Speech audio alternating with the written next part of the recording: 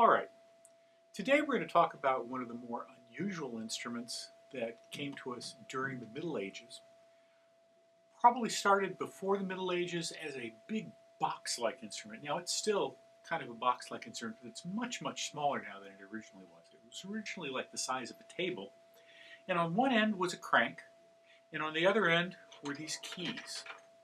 Well, an even simpler version than these are. These are much more sophisticated than the original ones were.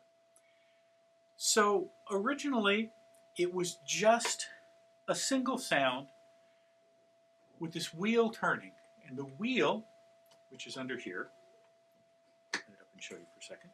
The wheel under here rubs against the strings. Okay, let me push the key down so it doesn't sound completely bizarre.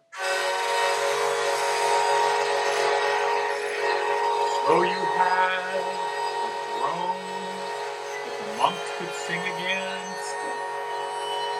Hallelujah, hallelujah, hallelujah. And that worked really well for the longest time, and it kept the monks all on the same tune. They'd get to the end and they'd all come back to the same note and they'd be in the right place. Just a drone. Like a bagpipe has a drone. A bagpipe has 3 drones sitting up here on your shoulder that just play the same note all the way through. So this has a little bit of that same sort of a sound to it.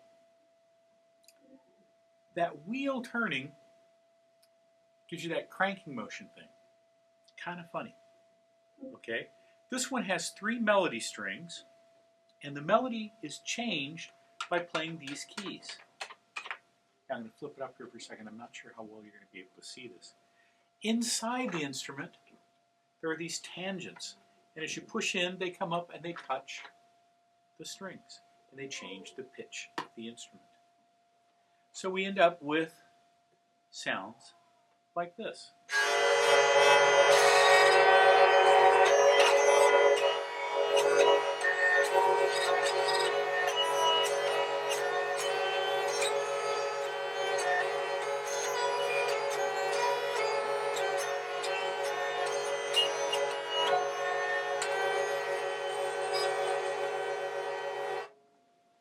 And that's kind of cool of and by itself.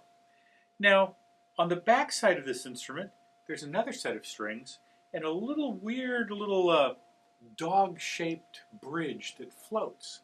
Now, the cool thing about that is that because it floats, you can make it buzz. And it buzz it by pushing faster, just a little bit.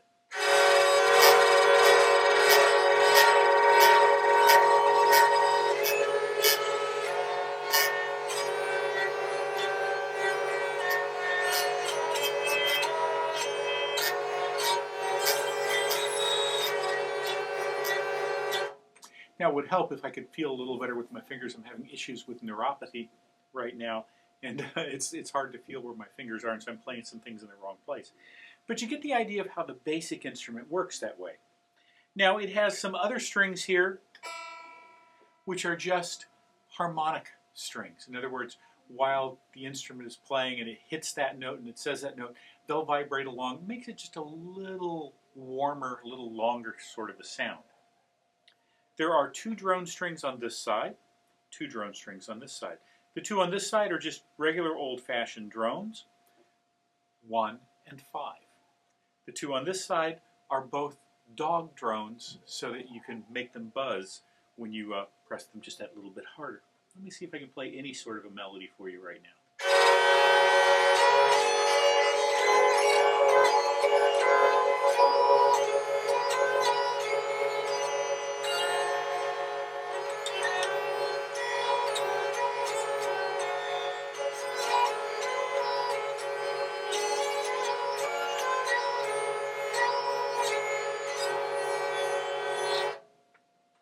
So, the Hurdy Gurdy was a very complicated instrument for back in its day, and it was used in the church for a long, long time until they invented the pipe organ, and the pipe organ completely wiped out its use in churches. And it shrank down in size, became something much more mobile, something you could actually pick up, carry along with you, and play, shrank down to where one person could both do the fingering and grind the instrument, and if that person was really talented, unlike Dr. Duncan, they could sing, play the notes, and grind the instrument all at the same time. Sort of a one-man band back in the day. So the hurdy-gurdy is a really, really fun instrument. And I hope that you'll get a chance to hunt around on the internet and find some of the people who play this remarkably well.